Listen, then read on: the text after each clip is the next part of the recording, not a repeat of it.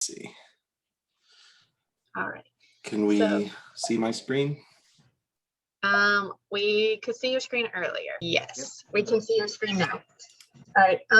I'll be brief so then you can introduce yourself. Thank you everybody for coming tonight. CSG appreciates everyone attending this. We have Isaiah Gillenwater from Eagle 6. I'm gonna let him to get in more detail on what he does and everything. And we appreciate you coming tonight. Oh, for sure. I'm an iOS graduate myself, and I was happy to help. All right, so again, as we've already said, my name's Isaiah Gillenwater. I'm a software engineer at Eagle 6 with a particular focus in machine learning. And I came at the invitation of a few of our interns over there, Zaid and Edward. And I also work with Justin Hurst as well. I see them on a weekly basis. So today I thought I'd introduce myself a little bit about my background, and then for the majority of this, I'll be sharing a few things I've done as a software engineer and some lessons I learned along the way. And hopefully that will be a benefit to you all. I encourage you all to interrupt me if you have questions along the way. If I'm perfectly fine listening to the sound of my own voice, that said, I'm happy to make this a discussion too, because I'm here for your all's benefit. And then at the end, I'll have a bit of time for questions. So I originally started studying at a school called Brigham Young University, Hawaii. And I was studying biochemistry, and I discovered in the middle of my senior project, I did not want to study biochemistry for the rest of my life. So I made a big change. I came back home to Indiana and I studied computer science, and I minored in mathematics, and I love it. Oh, someone called my phone. And I find that I really, really enjoy computer science, and I hope you do too. We have a really good skill set that lets us do a lot of interesting things for our work, and it's very rewarding and it pays well. And right now, it's also something that lets us work remote, which for some of us might be more important. Just for a fun fact, this is a picture of where I went to school before, and my dorm was about here, and that's the ocean. And then this is an overview of Indiana University Southeast. My wife was a little less thrilled when we moved back to Indiana from Hawaii, but I liked coming to IUS. We have great professors, and I learned a lot from this program, and I hope you feel the same. My first piece of advice for all of you is to get a job if you don't have one, particularly one in tech. The reason I say this is because I had the opportunity to do that, and I think doing it in parallel with school allows you to get some greater focus. And I think that it's going to make your life a lot easier when you have to find a job, assuming you don't stick with the place you interned. Now, before I worked at where I'm at now, when I was out in Hawaii, I worked a few odd jobs in school, working in the thrift shop as a library aide, and I've worked a few other jobs here in Indiana. But then about halfway through my sophomore year of, I kind of was an eternal senior for a while since I had all those credits, but right after I'd taken 202, I got a call from a family friend, and I started a job at Haas Cabinet in Sellersburg, and I was part of their IT department, which is a loose way of saying anything to do with computers, I helped them with. And this was kind of my first dipping my toe inside of a computer science related job. So when I was working there, originally was doing a lot of data entry, kind of mindless tasks. And there came a day where I was just really sick of doing a particular task over and over again. I kid you not, I was clicking a checkbox on one side of the screen, clicking another checkbox on another side of the screen, and hitting run. And I would do that for 2 hours a day, 4 days a week. And that was if I stayed focused. and I was taking the data science class with Dr. H, and we were using Python. And I realized that, I have every tool I need here to be able to automate this task. And that's something else I found, that even if you're not in a job where you're using programming, you have a lot of power to control your own destiny at your job. And I decided to write a Python script using Selenium, and I automated that piece of work. And as a result, I got 8 hours a week that I got to put toward doing other things that were more in line with what I wanted to do as a job, which involved programming. So I started off learning a lot of SQL, structured query language. This is how we talk to databases. I know you all have a way to raise your hand on your image. How many of you have taken the database class? I don't know how you do that in Zoom, but have many of you taken the database class?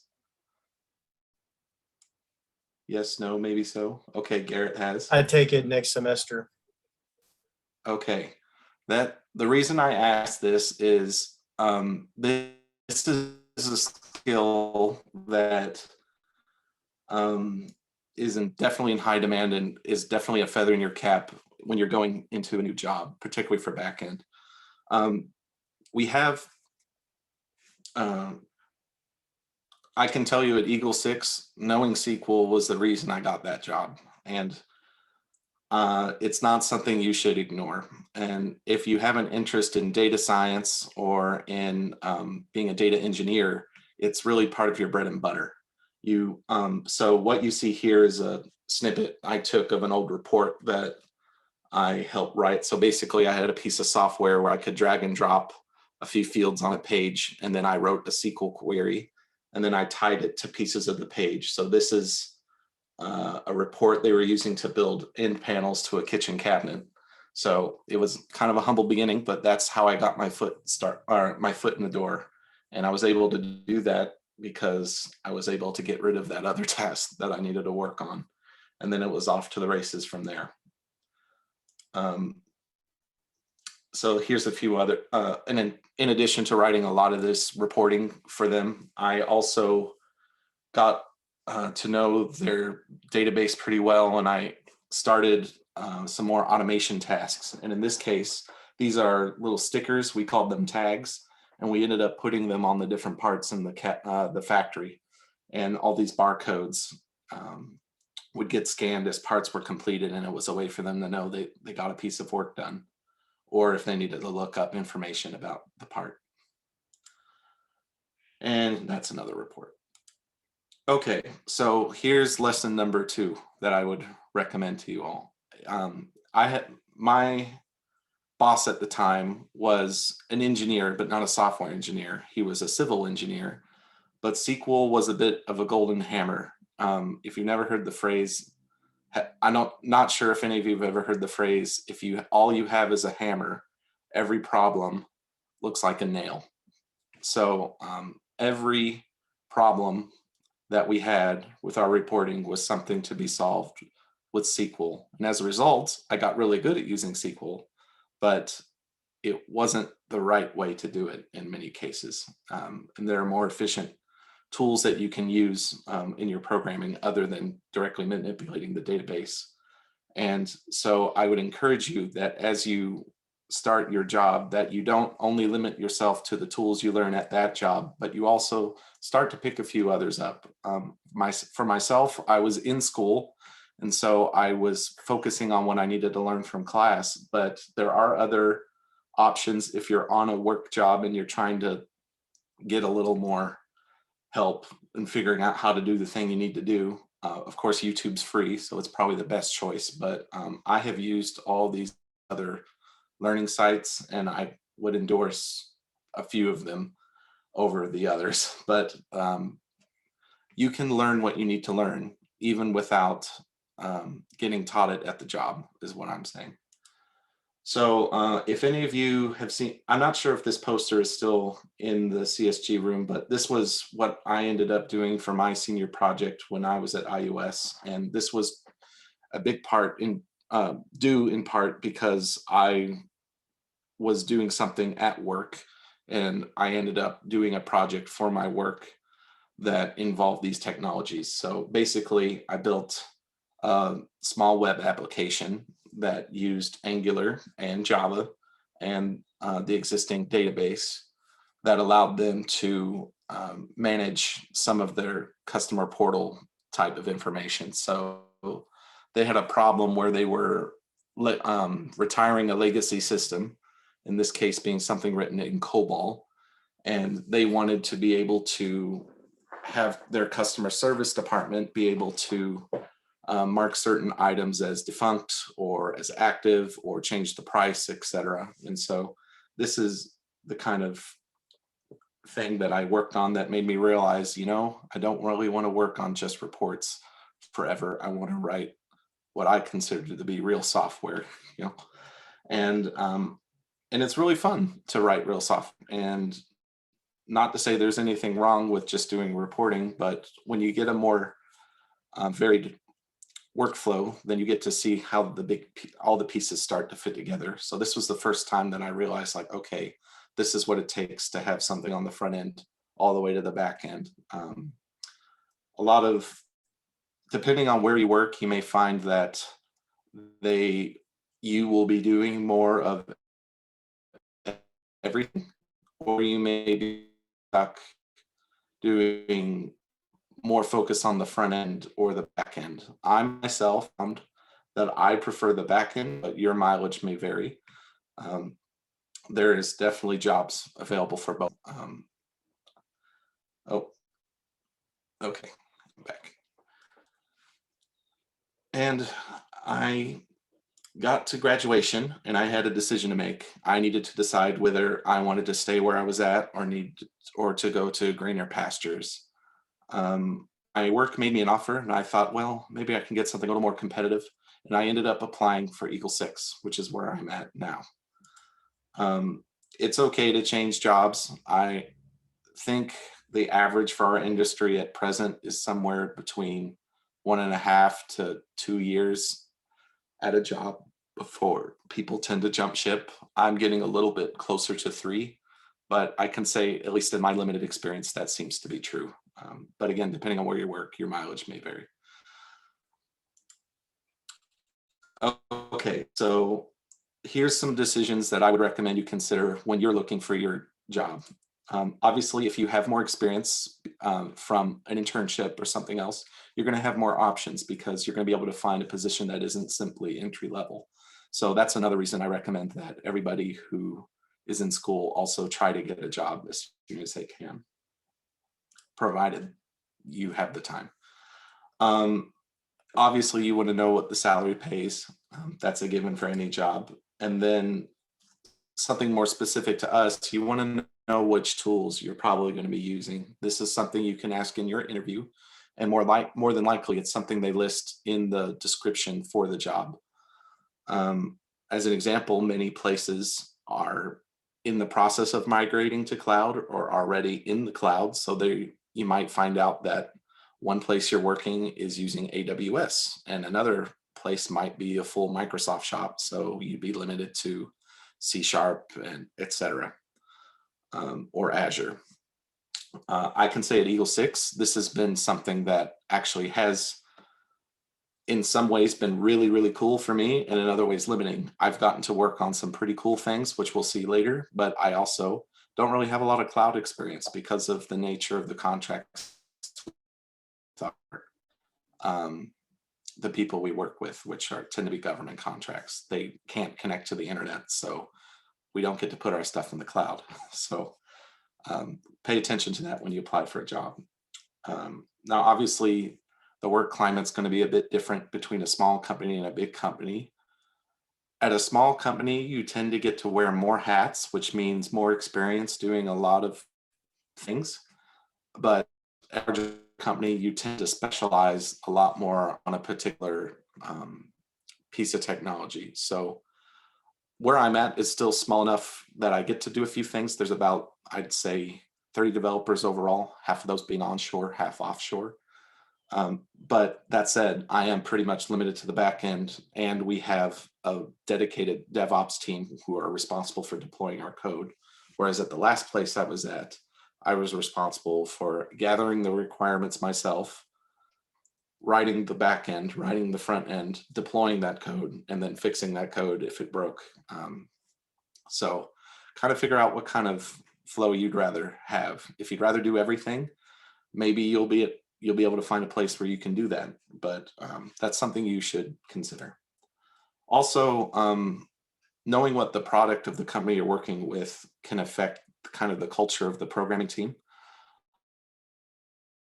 I will say that I really enjoy working for, meaning that our product is a software application.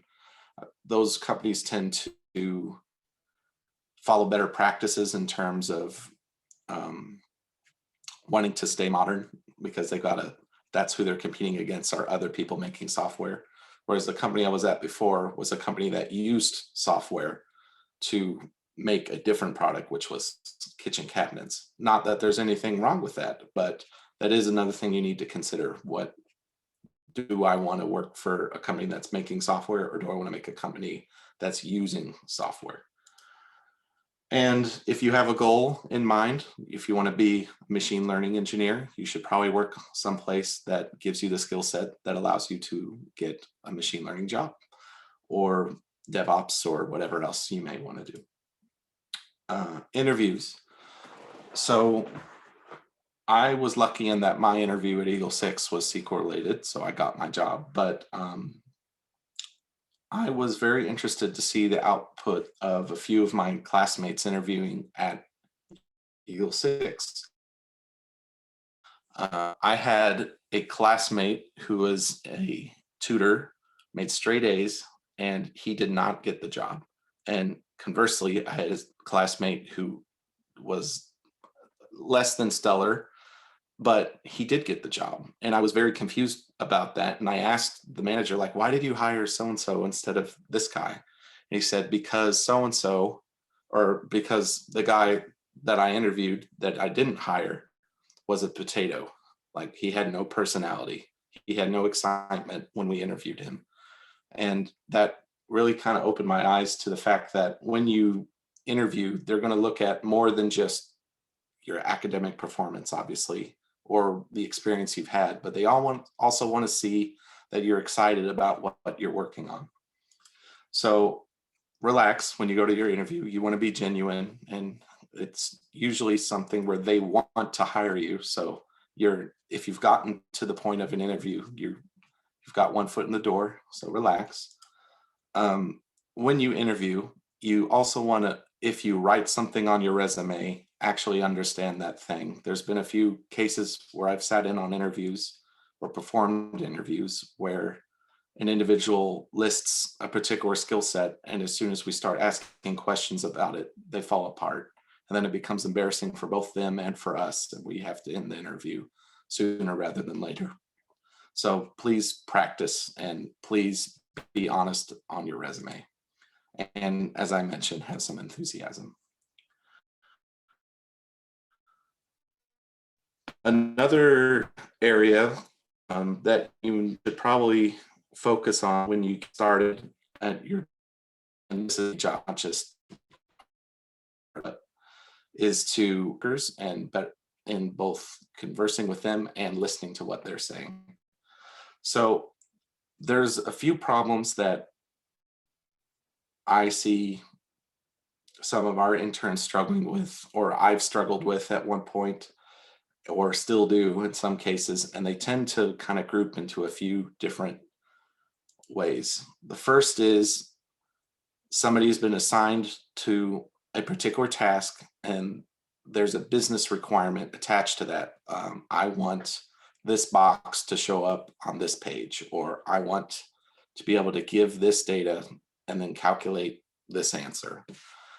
And there's times where those requirements are rather vague, and the person who's received the instruction doesn't understand it, but they roll with it without getting further clarification. So you need to be able to be comfortable talking with your team, particularly the person handing out your tasks, which would at my work would be a business analyst or a product owner. And from that, you'll be more comfortable understanding what you need to accomplish. Because if you don't know what you want to do, you're not going to know how to do it either. Which brings me into the next piece. When you're starting, you may not know how to do the thing you've been asked to do, and that's okay. And it's okay to ask for help. But when you do figure that out, you also need to figure out where to put that code. This is something I've been helping a few of your classmates with in the last few weeks, and they're getting pretty good at it at this point. But it is something that may take a bit to get used to, which brings me into my last point, which is the vocabulary you use at one workplace may not be the same used at another. So when we use the word deploy in my workplace, that means something different than when I was in the context of a factory setting. So you may have to get more familiar with what people are talking about, and you may have to dumb things down for somebody that's less technical, or you may need to smart it up for somebody who is more technical. And that's hard. And it is a soft skill, and it's something that's hard to teach. But over time, you get better at it. And as you do, you're going to be able to better communicate with your team, and you're going to be more successful at your job.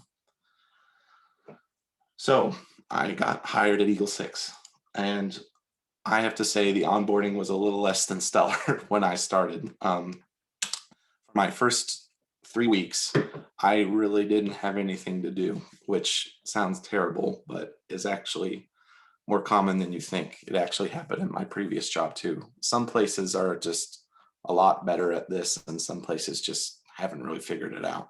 We've gotten a little bit better since then, but when you're starting a job, you usually have some time to spin up. And at times it could be a little frustrating when you want to know, I just want to work. What do I need to do? What have I been assigned to? And that takes time.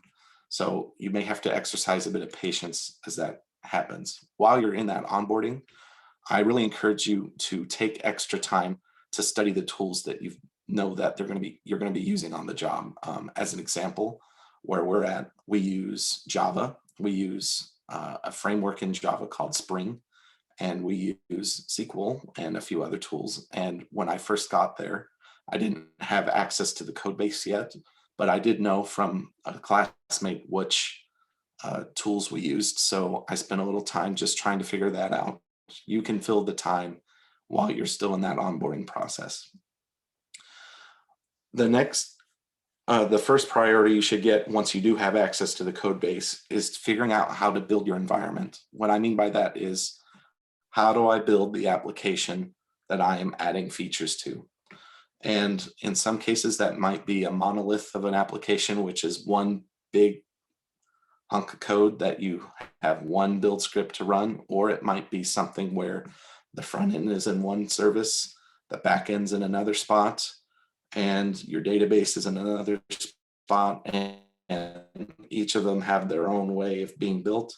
If you're lucky, or if you have a good DevOps team, or if you write it yourself, you will make sure that you have a way to build the application with one line of code. If that doesn't exist where you work, you need to write it. That will save you time every day.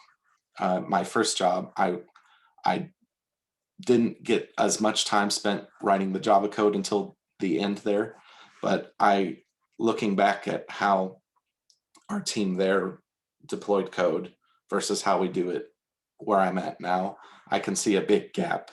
And honestly, that is probably the fact that it was a much smaller team and they didn't get as much time to play with the new tools.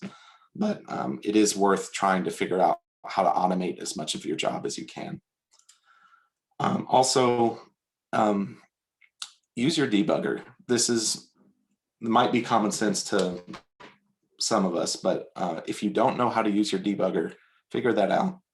That will make your life a lot easier when you have bugs, or even when you're writing your own code. And And when you're done writing your code, you may have a few extra hurdles to write before you can actually get it into GitHub or merged into where it's now part of the application. In our own, where I work at Eagle 6, we have a requirement that we have 80% coverage of unit tests as an example, or we have another static code analyzer which finds bugs or potential bugs in the code we've written called SonarQube, and we have to make sure it passes through that quality gate as well. So you may find that to be another hurdle that you have to figure out how to use over time. But if you find a mentor, somebody at work that can help you, you eventually will get into the routine and know how to do all that, and it will become easy. But it's hard when you get started. You just have to stick with it. I don't want to spend too much time on this, but as I mentioned, when you're having problems writing code, use the debugger. Google's your best friend. That's how all of us learn. We just have to Google it. And if you are hitting a brick wall with a bug that you can't seem to find, revisit the assumptions you've made. Maybe you've assumed that the database isn't the problem. Maybe you've assumed that a certain piece of code is working. Just go back to the beginning and use the rubber duck method of explaining to somebody line by line what's going on with the code, and you will find it. These are some of the technologies we use at Eagle 6. If you're interested in applying at a later date, I recommend you focus a little more on Java and Spring Boot and the database. We do use Docker and these other tools. You will definitely get bonus points if you have ever used a messaging system before, like Kafka. But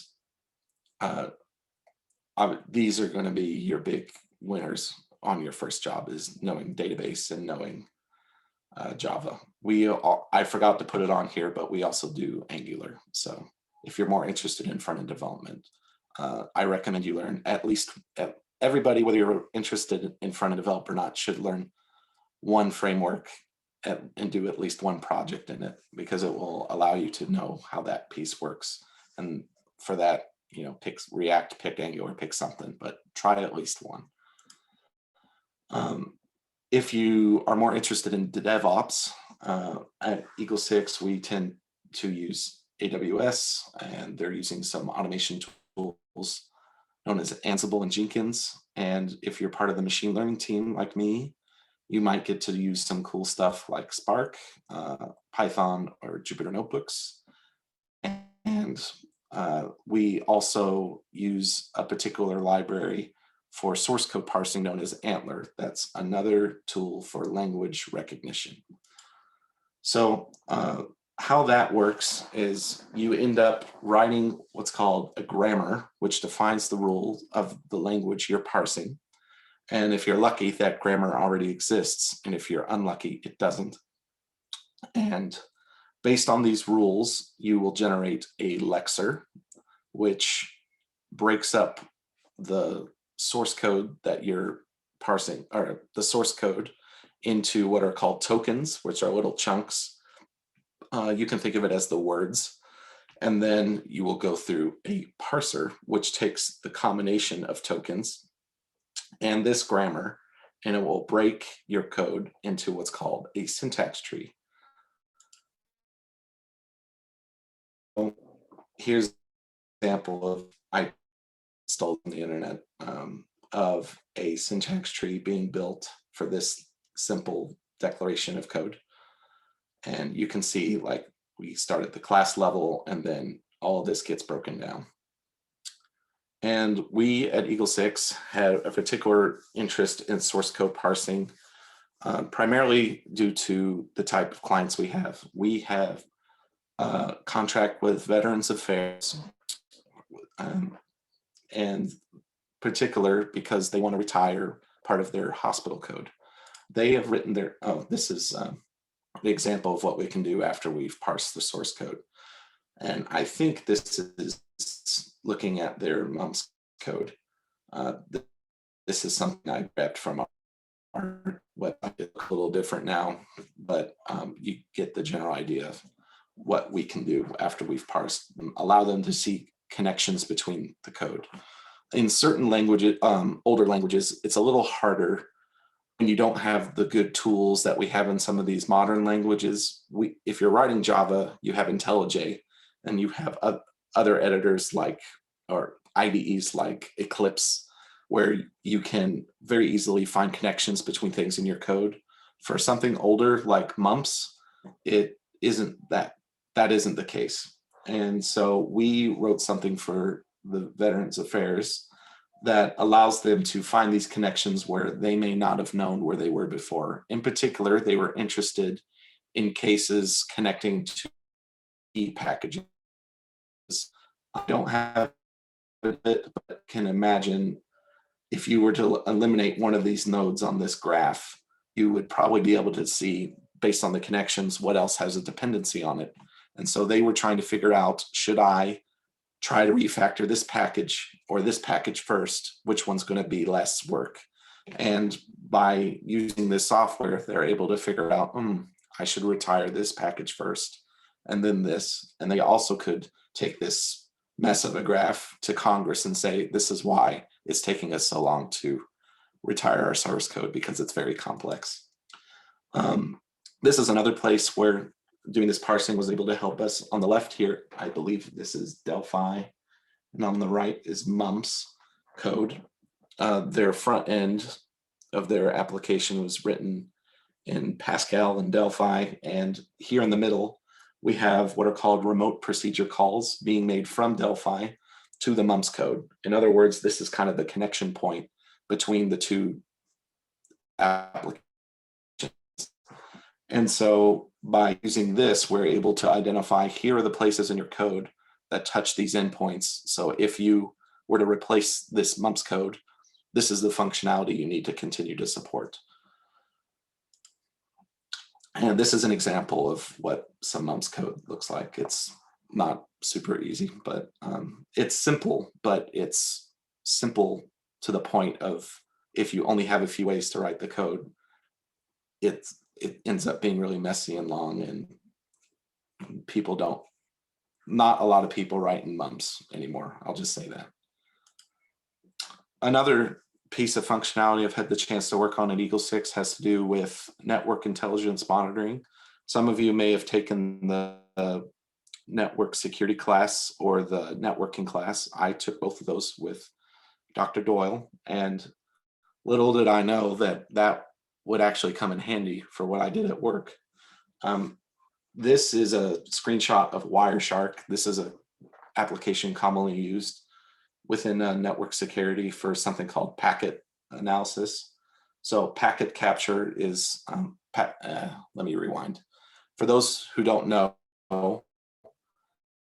when you have communication over a network, for the internet in particular, that tends to come in what are called packets and sessions. And we wrote some software that breaks this down in a very, very fast way. And we are able to map out a network. And we did this for some of our clients, which I can't mention, but they were able to see, given they would take a dump of data from wherever they want, and they could map out a network and see how all the computers are connected and who's talking to who, et cetera. And in some cases, we've been able to detect whether there's anomalous network traffic, happen to say, this is the source of an anomaly and this is the target, and we could identify those using that network traffic. This is another example of what we're using that network traffic for, and it's just some of it is kind of replicating some of the functionality of Wireshark, but also some other applications. What you see here is a timeline of network traffic, and you can see where the volume of traffic goes up over time. And then here in these gray areas are kind of some time frames of where we were detecting network anomalies to be occurring, and they could highlight that and zoom in and get further details if they wished. After working on that, or in addition to working on that, I've also had the chance to work on some machine learning at Eagle 6. Typically, we think of programming as input, calculation, output, and that's true. And it's kind of a little bit of a paradigm shift when you're talking about machine learning, because rather than input, calculation, output of answer, what you're actually doing is taking training data in, doing a calculation, and getting a model. And that model can take new input and output predictions of what the answer would be. Now, that's an oversimplification, and there's a lot of different avenues and branches of machine learning, but what I've had the chance to work on in particular are anomaly detection and just recently natural language processing.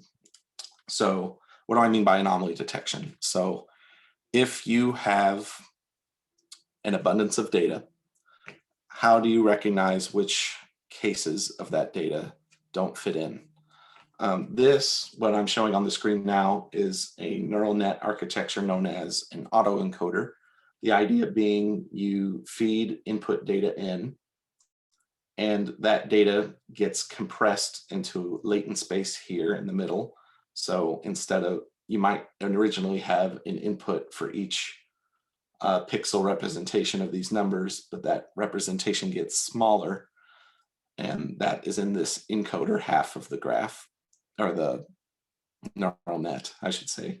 And then from there, the decoder tries to, given this compressed data, reproduce the original input. And the closer it is to the original input, the less likely it is that it's anomalous. But if you get something that's very different, then it's likely that it is anomalous.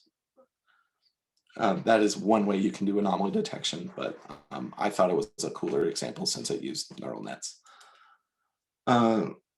Lately, I've been digging in a little bit more into natural language processing. You could see a lot of our work we've done up to this point has to do with these graphs of data, and this is a direction that we've recently pivoted to because we want to be able to find connections between things that may not be so obvious to a business. And what's interesting about natural language processing is how the data is represented and how you train it. So we use a lot of, if you don't know, machine learning under the hood is actually applied linear algebra. So if you have an interest in machine learning, you should take linear algebra, even if you're not on the math track. I recommend it, at least. So here we can see that we've represented these concepts, these words, as vectors, and they are pointing different directions. And so how do you take that, and how do you use that to map which concepts are closer to each other than not? So there's a few ways to do this. You can do this with the frequency of the words. You can do it with the proximity of the words to each other. So if you have a document where two words are occurring next to each other more frequently, those two things are probably closer in proximity. But we represent these words as vectors, as I said. So this is an example that I pulled from something I was reading today. And so the collection of all your a document, you can think of as any collection of words. So that could be a text document like Microsoft Word, or that can be just a sentence in this case. So we can see here, this is an when you have a collection of documents, we call that a corpus. So here we see a corpus of 1, 2, 3, 4, 5, 6, 7, 8, 9 documents. And through this machine learning pipeline of tasks that we take over the data, we can eventually take this and then represent it in these sparse vectors here. So what's involved in that? Well, in all likelihood, you would first break the words into tokens, similar to source code parsing, you to tokenize your document. So in this case, since it's very simple, you could probably do that by just breaking up everything by spaces. Then you might do what's called removing stop words, or words that happen very, very commonly in the language you're using. So this would be stuff like of or a, words that happen frequently enough that they don't really add a whole lot of meaning. And then you would lematize the words. So for words that have S on the end of them, you might remove the S, or ED, you might remove that, or you might break stuff down into the root of the word. And in more complex cases, you might even break it into the unique pairs of the words. So instead of just interface here, you would see interface lab or lab computer, or etc. And then you might even take out the words that only occur, that don't occur more than once in the whole corpus. So if there's a word that only happens once in this document and never in another document, it's not really going to be a word that helps you connect to other words. So you probably aren't including it in your corpus. So in the end, you end up with a bunch of, every word gets put in a hash, basically. So the word human might become the number 0, and the word machine might become the number 1, etc. And then for every word in the corpus that you're not using, that gets a 0 value. Well, because that takes up a lot of space, because this is a very simple case, but in a larger corpus, you might have thousands and thousands of words. So rather than having arrays or vectors with a ton of zeros in it, we represent it in this sparse vector format. I may have gone a little too in depth with this, but I just want to give you the idea of the kind of things that I'm working on at work at present. So we want to be able to go from this to breaking things down into summarizations of topics. So you can do this natural language processing, and you can do document classification. So you can say, given these documents, they fall under, this is what we think the topics are because of the direction of the word vectors that are in there. In other cases, you can do queries by words. So you could feed in a collection of words, and then you can use something called latent semantic indexing, or what I wrote a note about it. Well, point being, you can query your document base to say which documents relate to this topic. So that's the kind of thing that I'm working on over the next couple of weeks at Eagle 6. Thank you for listening for so long. I'm worried that I bored you all, and that all secretly just tapping on the other computers, but I'll open this up to questions now if anyone has questions.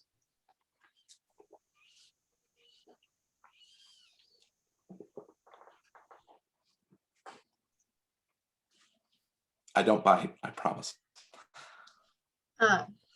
If it's easier for some people, you can either turn off your microphone or add the questions for Mr. Gillenwater in the chat, and he can answer them that way as well.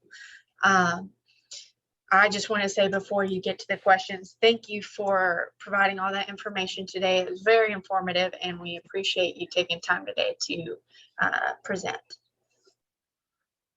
Oh, it's my pleasure. I worry that it was more me standing on a soapbox, just saying things that were important to me. But, this is something I really worried when I was graduating. Am I going to find a job that I like? Am I going to find a field that I like? And the beauty of computer science, work in business, we can work in, entertainment, anywhere. Have to figure out what kind of programming we need to do that. Yeah.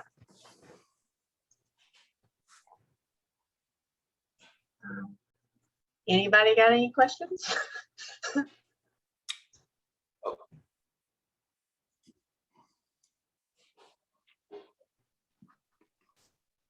Okay. I've got a question for you, Isaiah. This is John Doyle. First of all, thank you very much for your presentation tonight. It was very insightful, and Hi. I'm really, really glad that you got some good stuff out of your computer science degree, and always happy to hear my classes being mentioned. So Thank you. I'm glad it wasn't all just horrible pain. My question, though, is there anything that you wish you'd done differently as an undergraduate student, reflecting on where you are now and what you did, not only at BYU, but here? Yeah. Going back to BYU, I wish I'd had the courage to explore some other topics a little sooner. I'll be honest with you, I probably would have gone into computer science sooner, if not for an offhand comment that an adult made to me at one point saying, oh, you don't want to go into that. In 2 years, everything you learn is going to be out of date. You know, that's always what I heard. But then I really wish I'd gone and explored something faster and sooner. In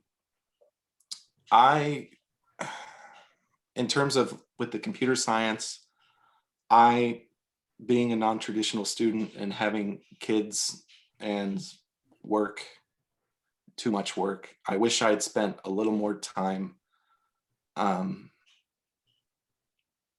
enjoying when I did have the free time, exploring topics of interest. And what I mean by that is, you know, when you're younger and you don't have obligations of work and family, and even when you do, you are the master of your own destiny and you have the chance to go work on anything you want. And I really wish I'd had a little more discipline instead of spending my free time doing some, you know, watching TV or, you know, playing video games, that I had the chance to explore some of these tools that I get to use now, because that would have helped me gain a lot more confidence in what I wanted to do after graduation.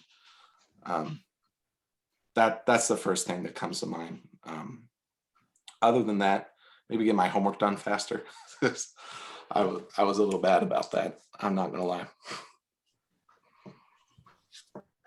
Thank you. Kind of off the point of that question that Professor Doyle asked, and that you were talking about doing more things if you had less obligations. Would you recommend to people that are currently in school to work on some personal projects or be involved with student organizations to build on personal projects they can discuss maybe in interviews? Oh, absolutely. In particular, I think that's the way to approach something.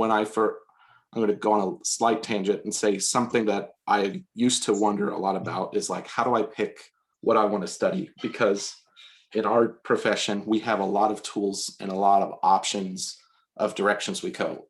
You know, some of them are basically the same tool, but different flavor. So you can basically do most things in Java that you can do in C#, but in other cases, you might be more interested in, oh, I want to learn about this cloud computing thing versus, oh, I want to learn about this machine learning thing. So it's like, how do I pick what to study, you know, which tool, yada, yada. And I'd say pick a project and then just try to build that from start to finish and only use what you need or study what you need to finish that project. So if you're interested in machine learning, you're probably going to be picking up a little bit of Python along the way, Jupyter notebooks, and maybe even a little bit of linear algebra. Whereas if you're studying something like, I want to build a video game, you're probably going to be picking up the Unity framework or what else, Unreal Engine or Pygame or something like that, and be learning about those sorts of topics. So yeah, that's the other thing that we ask, especially for interns for projects in their interview, because often people are interested in like, what's the most complex software that you worked on, not only in a group, but individually, because sometimes for our software engineer class, for our capstone, we only really get to work on a little piece of it. But it's nice when you can say, I had ownership of this thing and it was hard, but I did it, me. So yeah. There's actually 2 questions in the chat. The first question is, when you first got a job or internship, did people expect you to know everything like employers? And then the second question is, do you think you'll move towards cybersecurity or stay in machine learning and AI area later So to the first question, absolutely not. They don't expect you to know that when you're an intern, especially. That's the beauty of an internship, is you're there to learn, not to know everything. There are some things that if you do know off the bat, you're going to have a much better time and people are going to be a little more patient with you. First, that would be being very comfortable with the command line. So you need to be able to open your terminal and navigate to anywhere, so knowing like how to navigate to a particular directory, up a directory, how to use Vim to open a file, edit a file, save it, and then also Git. So if you don't know how to use Git or you've only really used it a little bit, it would be helpful to use that or get a little more familiar with that. But that's also hard because you don't really, if you pardon the pun, get it until you're using it in a context where there's a lot of people committing to the same code base. But if you know how to commit your code, commit your changes, push those changes to a branch, how to open a pull request, how to merge it, and how to deal with a merge conflict, you're going to be able to deal with a lot of other problems. But if you know Git and you know command line, we can teach you everything else. The other thing that it really depends on where you work on how much onboarding they're going to give you. Where I've been, they didn't really give me much onboarding. So for things like Spring or frameworks, you might just be expected to just pick that up as you go, or they might, if you're lucky, have like our work has a Udemy account where there's been some courses purchased that we can watch to pick up those skills, but absolutely not. You're not expected to know that on the get-go. The second question was whether I'd stick with cybersecurity, right? Or with machine learning. For that, at present, I am more focused. I would say I have a higher interest in machine learning than cybersecurity, but I would also state that you would probably have an easier time finding a cybersecurity job than a machine learning job, at least at the entry level, but they're both a little hard. I was very lucky in that there was a day at work where I basically had been there about a year, and I went in for an interview to get a promotion. And at that point, I was lucky, and they said, "What do you want to work on here in the company?" And that's like the best question you can get, right? Because then you get to pick, oh, I want to go work on this, or I want to go work on that. And I said, I have an interest in machine learning, and I didn't really know anything about it. Luckily, I liked it. I don't like everything about it, but I actually did find it very interesting, and that there's going to be cases where you have rare opportunities to take certain paths, something like DevOps. I don't know a whole lot of places that have introductory DevOps positions open, but that's a very coveted position. Me personally, I think it's more important that you early on try to figure out what you like, because the longer you're in a career, it's like a chess game, because if you stay at one place, you're going to learn those tools they use there. But then if you ever need to change jobs, another place may be trying to hire somebody that has other skills. So if you're not picking up new skills in the position you're in at the moment, it's probably a good idea to either start looking or to start figuring out other ways to pick up new skill sets. Like as an example for me, if I wanted to move to a different machine learning job now, a lot of the positions open actually expect you to have an experience in something called ML ops. So that's kind of a mix of machine learning and DevOps, because I'm more focused on the deployment of models and the training of models, not necessarily the data scientist who's picking the algorithm. I do a little bit of that too where I'm at, but if I'm being more honest, I'm a little closer to a data engineer than a data scientist. So I fall in the middle. So we call that an ML engineer. So my first choice, ML engineer, but you got to be good at what you do and just enjoy it. So I'll probably stick with ML. Sorry if that was the $20 answer to the 10-penny question, but I hope that.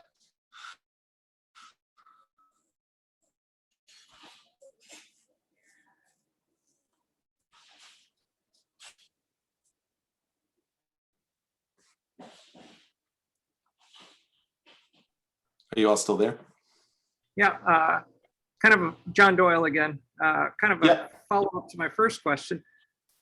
Is there anything that you wish IUS had done differently during your computer science education career? Loaded question. Now, don't think of it as loaded, because we have to adapt. Yeah. We have to adapt. Yeah.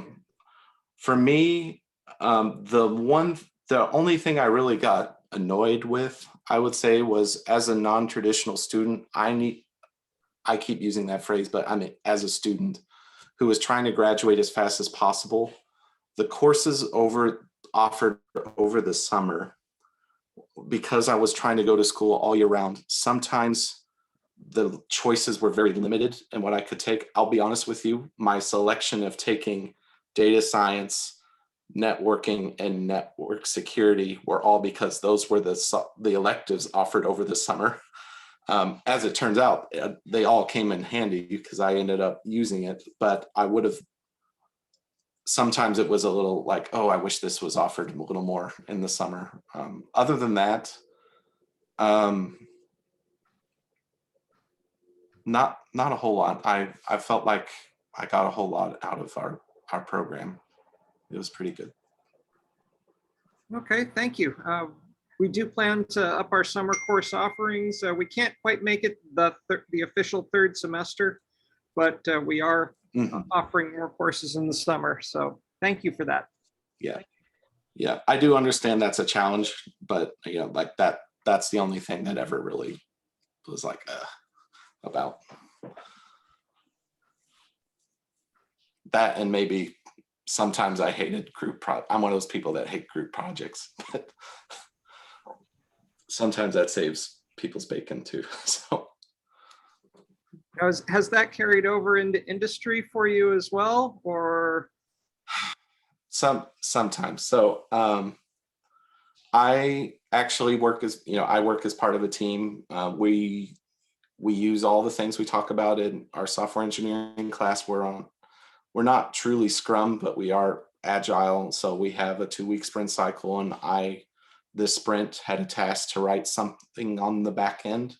And I had a front end person who works out of Pakistan, and he would send me messages, say, oh, I need you to change it for this. And in some cases it works really well, but other times you just have to learn to, going back to that communication, sometimes personalities butt heads. There's a particular time where I got cursed out by a gentleman after I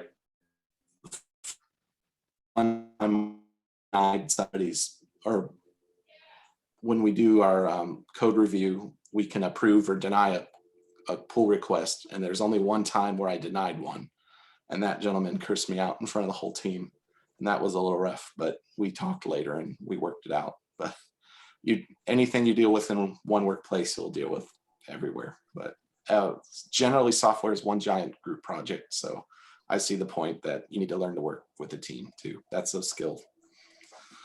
Yeah, I hope you don't get cursed out anymore. Hope nobody not here out loud, thinks anyway. about doing that. Yeah, I'm sure we've all had thoughts at one point or another. But yeah, in academia, we call that. Sorry. Yeah, I mean, maybe Zaid or Edward might have been thinking that I sit pretty close to them at work, so. Yeah, it's a good practice to, in academia, we call it collegiality. Sometimes you'll feel like saying something, especially if somebody has caused you to need to put in more hours or do a whole bunch of stuff over that you've already done. But yeah, it's always best to try to bite your tongue, or at least apply a filter. Yeah.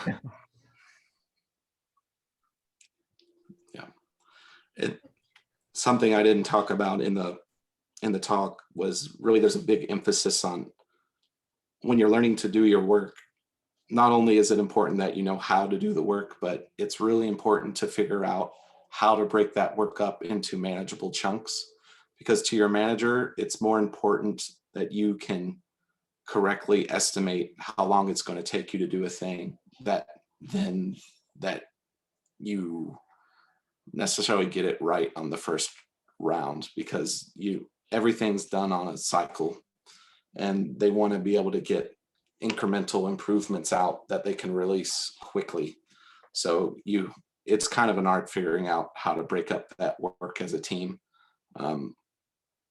We have a newer business analyst on our team who struggles a little bit with that at the moment. So we, as a team, have to get better at communicating with them and like, oh, this is a manageable chunk of this work. And, you have to do that kind of work too as an engineer. It's not all just coding. And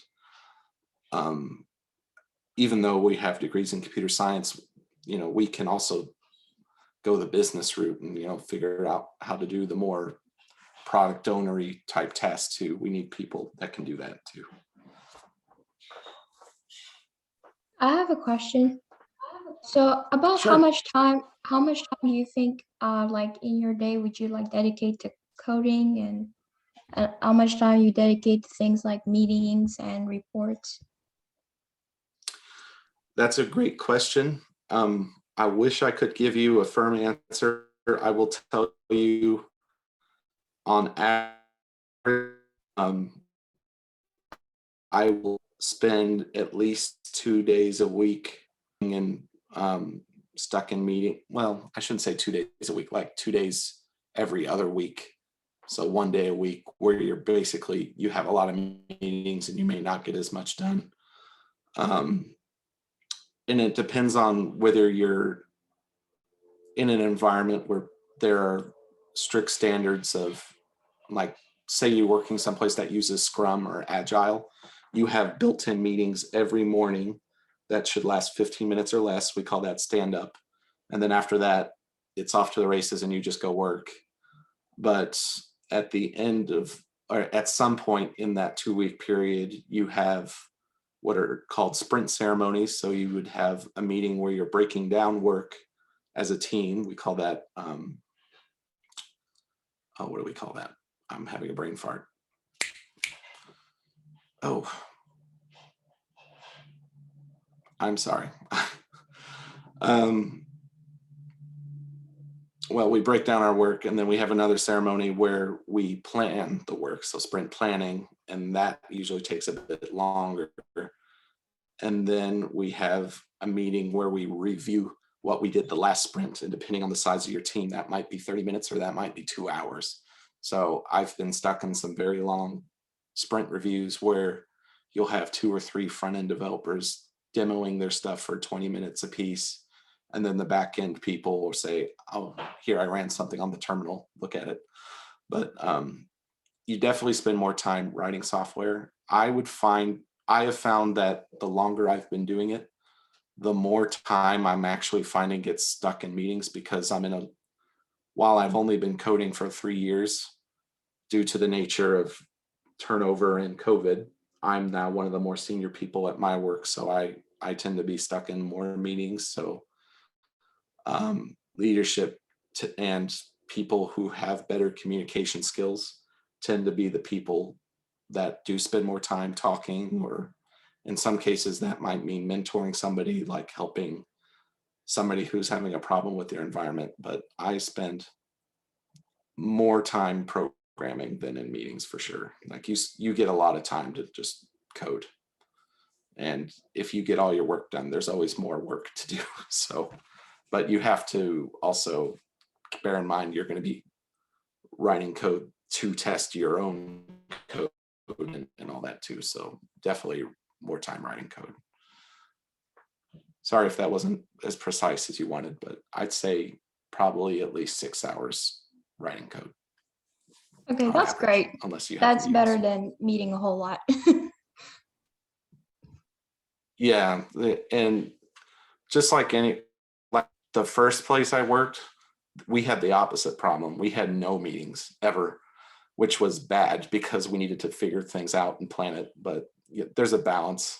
And but I will say, like, going from my first job where I was just expected to work independently and get everything done, and they were fine with that, and they gave me a leash. Going to the next place, there's a lot more accountability and a lot more meetings, but it was also a bigger problem they were trying to solve. So you can't escape it, is what I'm trying to say. If you work at a bigger organization, you're going to have meetings. All right, thank you for the clarification. Yep. If no one else has questions, we'll let everybody get back to their Friday night. But if anyone does, just please say something or I'm gonna end the meeting. Thank you. Questions, comments, rude remarks? You're welcome. Jokes? Isaiah, I would have. Confessions. Thank you so much. Having had it your freshman year, you mean? Yeah. It's very Okay, informative well, to see the inner, at least the tips and stuff like that. When I was first starting off, I had a lot of fears as to the same sort of fears that you had, right? How am I going to get a job, stuff like that? Because I feel like getting your degree is more so theory, right? You're not necessarily, because when you do get a job, it's more learning in a different sort of environment, all that stuff. And you provided a lot of insights on that stuff. So yeah, thank you. One last soapbox I'll step up before I step off. It can sometimes be hard because as students, we're so focused on academia, and sometimes the transition to the workforce isn't so smooth. But I recommend to do the work so that you can make that transition a little better after you graduate. But also, if you want some other opportunities to work on some projects and pick up some tools, there's an organization in Louisville called Code Louisville I've mentored for in the past. They tend to prioritize people who are looking to get a job in tech, but I think they have taken students before as well. And if you can't go as a student, I know a lot of you definitely could go as mentors, and that's another way you can gain experience in the tech field, at least, and you can help some folks pick up some skills like JavaScript or Python or C#. So you all can do it. I believe in you. So go and do it. Some off that, CSG does offer some opportunity, like learning through command line, learning those basic skills that you mentioned earlier, just getting familiar and comfortable with that. We use Linux OSs for our data center. So for people on the call, students currently on the call, come check out CSG. We do offer some opportunity to get familiar with command line. We also do competitions that may not have, like, you develop skills during those competitions in coding and solving problems, working with a team. It offers a lot of opportunity. And if you want to get more familiar with cybersecurity, we also do some competitions with that, just kind of off what Isaiah said. So if you're looking for something that's more school, where you'll interact with some students too, you can do that as well. Yeah. And if you all want to do like a mock interview thing, I'll come in for that too. That's something we did in CSG one time that I really enjoyed. So if you want to do like a mock interview, I could bring a couple buddies from work and we'll come make you sweat a bit. So That would be awesome. I may be in contact with you, or Zaid may be in contact with you further on that. One of us will be. Yeah.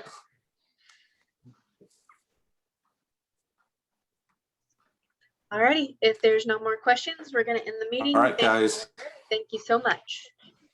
Thank you. You're welcome. You all have a good night. You too. You as well. Thank you, everyone.